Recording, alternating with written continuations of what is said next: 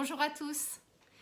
Je continue ma série de vidéos, de conseils en médecine préventive et médecine anti-âge pour optimiser votre santé et votre longévité. Donc, je suis le docteur Renard et je suis là pour vous donner des petits conseils, trucs et astuces dans ce domaine. J'ai fait déjà 2 vidéos, une sur l'alimentation et l'autre sur l'activité physique. J'espère qu'elles vous ont été utiles. Aujourd'hui, je vais vous parler du sommeil. Le sommeil est un élément très anti-âge, qui est très bien étudié et qui s'accompagne aussi auprès des patients qui veulent avoir, on va dire, une vie de qualité et de bonne santé. Alors le sommeil, surtout en période où on se couche tard, il faut faire attention parce que ça fait un déficit de sommeil, ça fatigue énormément la digestion, les organes en général, ça fatigue également le cerveau et comment on pourrait mettre en place une petite stratégie préventive. Alors déjà, comme pour les autres recommandations, déjà en parler autour de vous, en partageant dans votre environnement que vous êtes un peu plus attentif à votre sommeil et que vous êtes en phase d'apprentissage, d'apprendre des conseils, des recommandations et mettre en place une stratégie préventive. C'est plus facile de réussir une stratégie quand on est accompagné et quand on est avec d'autres personnes autour de vous. Donc ça peut intéresser d'autres personnes. Alors, au niveau du sommeil, évidemment, ce qui complexifie beaucoup l'entrée en sommeil, c'est les repas lourds et tardifs. Donc c'est vrai que si vous avez tendance à manger beaucoup le soir, donc plus que d'habitude, donc je vous recommande d'aller voir la première vidéo, le corps va avoir du mal à rentrer dans un sommeil réparateur parce que c'est énormément de travail pour un corps de digérer, surtout quand on ne se mobilise pas. Alors peut-être, comme je vous l'ai dit sur la première vidéo, réduisez un petit peu les portions en changeant la taille de vos assiettes.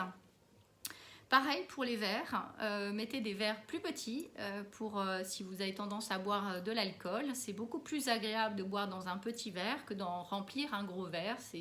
On est en train de duper positivement le cerveau, ça c'est un petit point neurosciences. Comme ça on se prive de rien. L'autre recommandation, c'est effectivement de faire une petite activité physique. Si vous avez l'occasion d'aller marcher après votre repas, ne serait-ce qu'un quart d'heure, c'est déjà très bien. Ça permet de mobiliser et de commencer la digestion plutôt que s'endormir avec le ventre plein. Ça alourdit énormément et le sommeil n'est pas réparateur dans ces conditions. L'autre possibilité, c'est de mettre une petite musique agréable et pourquoi pas de danser tous ensemble. Ce sont des rituels que l'on fait beaucoup en Asie ou dans des pays où les attitudes préventives sont très actives, notamment en médecine chinoise et médecine indienne.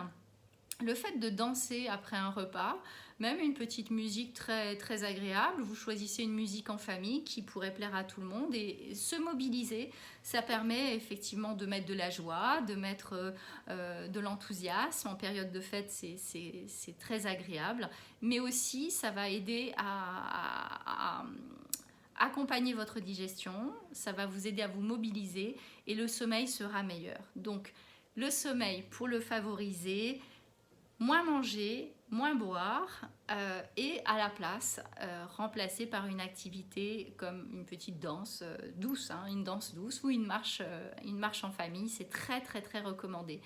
L'autre chose, c'est de rentrer dans une conversation agréable. Mettez-vous autour de la table et choisissez un sujet qui vous unit, que vous voudriez explorer, interroger vos grands-parents, vos parents sur leur enfance, sur des sujets qui pourraient vous apporter beaucoup de joie, beaucoup de curiosité, surtout pour les enfants. Cet esprit de la veillée de Noël, c'est quelque chose qui doit revenir, c'est très anti-âge également. Donc la puissance de la narration, je vous en parlerai également dans une prochaine vidéo. Voilà, j'espère que ça vous a convenu, des petits conseils pratico-pratiques qui ne coûtent rien et qui vous rapporteront beaucoup si elles sont renouvelées et gardées dans le long terme. Mettez-moi en commentaire ce qui vous a plu, les sujets que vous voudriez que j'explore de nouveau, que je répète autrement. Ça va me faire très plaisir. Et je vous attends pour une prochaine vidéo pour optimiser ces fêtes de fin d'année dans un état de bien-être et de santé pour tout le monde. À très bientôt. Au revoir.